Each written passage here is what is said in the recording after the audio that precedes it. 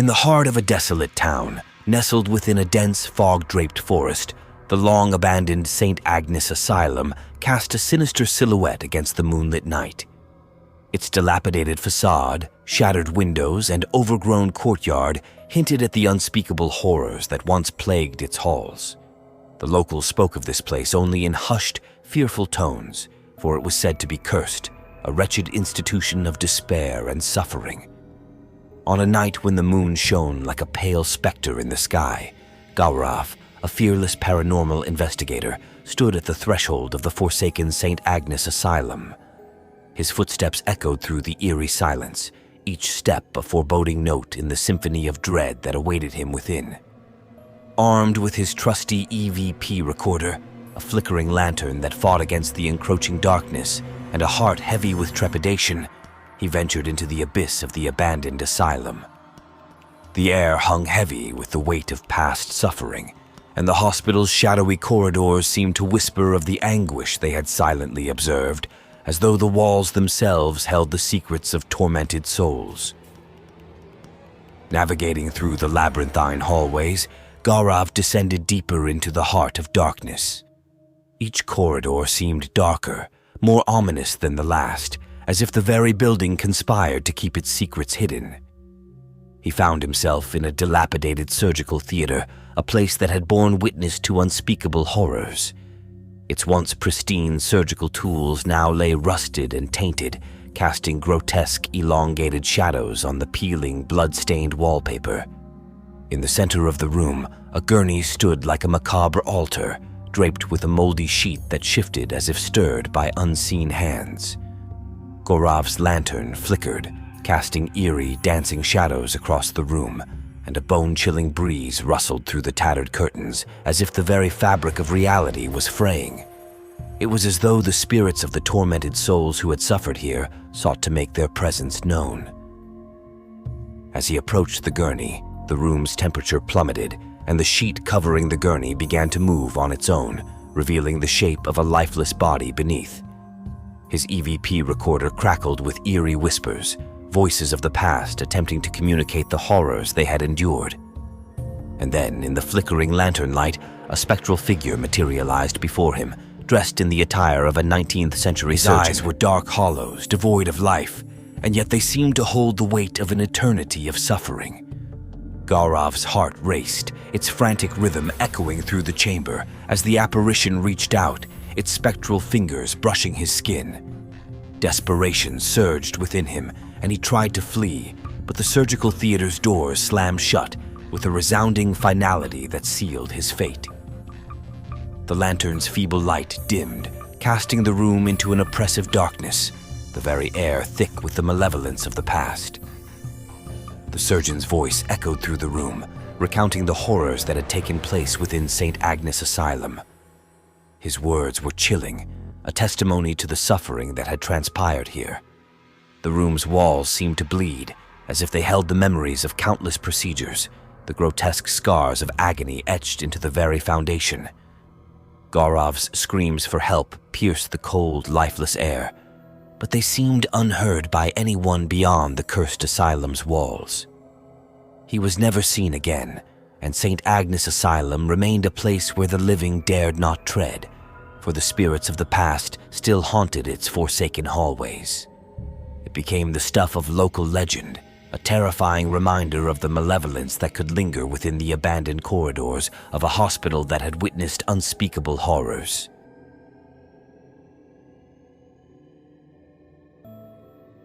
In the heart of the forgotten town of Providence Hill, the sprawling Providence Hill Regional Medical Center stood as a dark enigma, like an ancient looming sentinel guarding its chilling secrets.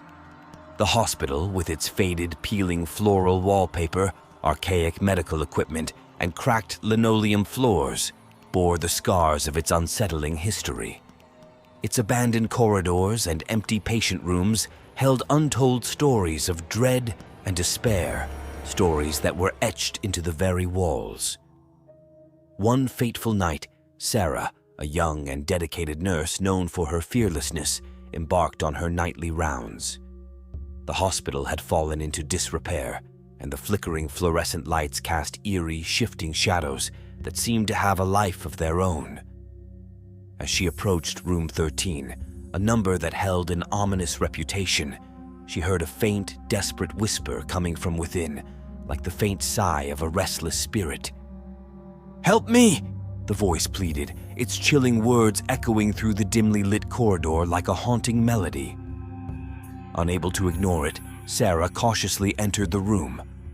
The air within was frigid, and the atmosphere was thick with an unsettling energy, as if the very room held the weight of 1,000 tormented souls. Mr. Robert Anderson, the enigmatic figure at the center of the hospital's haunting history, lay in a deep, unexplained coma. His eyes were pitch black, devoid of life, and when he spoke, it was in a sinister, otherworldly tone that sent shivers down Sarah's spine. The room itself seemed to breathe, its heartbeat echoing ominously. Terrified, she turned to leave, but the door slammed shut on its own with a deafening thud, sealing her fate within the room's malevolent grasp. Her phone, her only source of help, displayed a cryptic symbol on its dying screen before descending into darkness. The walls, once decorated with the faded remnants of floral patterns, began to bleed, forming the same disturbing symbol in pulsating, dark red lines. They seemed to pulse in rhythm with the whispered horrors that emanated from the very heart of the room. Sarah's panic reached a crescendo as Mr. Anderson, now transformed with elongated limbs and a grotesque grin, stood before her, a nightmarish embodiment of the room's malevolence. His sinister whisper filled the room. "You can't escape." In her desperation, Sarah's screams pierced through the corridors of Providence Hill Regional, but they seemed unheard by anyone else. She was never seen again, and room 13 remained locked and abandoned, forever marked by the haunting events that took place within its walls. The hospital itself became a place of dread and despair, its shadowy corridors echoing with whispers and cries, where the boundary between the living and the dead seemed to blur. Visitors to Providence Hill reported strange phenomena on the anniversary of Sarah's disappearance, when the hospital doors creaked open on their own and a ghostly figure resembling Mr. Anderson emerged. Today, the abandoned Providence Hill Regional Medical Center stands as a grim monument to the past, a chilling reminder that some horrors are best left undisturbed. The tales of Providence Hill continue to send shivers down the spines of those brave enough to listen, and the town remains shrouded in the lingering darkness of its haunted past, where the spirits of the past still yearn for release from their torment. In the desolate, moonlit outskirts of Blackwood County, an old, decrepit hospital known as the Wraithhaven Medical Center loomed like a nightmare etched into the landscape. This forsaken hospital, which had once been a beacon of healing, had since devolved into a nightmarish labyrinth of twisted hallways, decaying patient rooms, and ominous corridors that whispered secrets of despair. One fateful night, a fearless paranormal investigator named Daniel set out on a harrowing mission to delve into the heart of Wraithhaven's chilling mysteries. With his trusted EVP recorder, a camera equipped with night vision, and an indomitable spirit, he ventured into the dark abyss that was Wraithhaven. The hospital was steeped in sinister tales, where locals spoke of ghostly apparitions and unexplained phenomena that had plagued the town for years. As Daniel navigated the echoing hallways, he couldn't shake the growing sense of unease that gripped him. The flickering, dimly lit overhead lights cast eerie, elongated shadows, and the air was thick with an overwhelming sense of dread. It was as though the very walls of Wraithhaven remembered the anguish and suffering they had witnessed. Daniel's investigation led him deeper into the hospital, where each creaking step seemed to resonate with the cries of forgotten patients. He arrived at a room on the hospital's top floor, room 307, where the most malevolent stories were said to originate.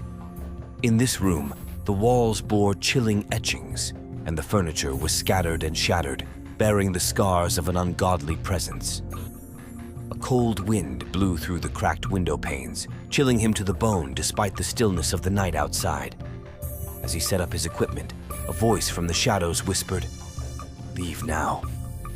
It was an otherworldly, guttural voice that sent shivers down his spine. But fueled by a relentless curiosity, he paid no heed to the warning and continued his investigation. It wasn't long, however, before the malevolent energy of room 307 made itself known. The very walls seemed to come alive, their peeling wallpaper forming spectral etchings, and a haunting melody echoed through the room, as though the spirits themselves were serenading Daniel to his doom. Desperation gripped him, and he reached for his camera, only to find it inoperable. The room's temperature plummeted, and spectral figures began to materialize from the darkness, their hollow eyes fixated on Daniel. They moved closer, their ghostly fingers like icy claws reaching for him. In a frenzy, Daniel screamed for help, but his voice seemed swallowed by the malevolent energy of room 307. The walls closed in around him, the room's darkness seemed to swallow him whole.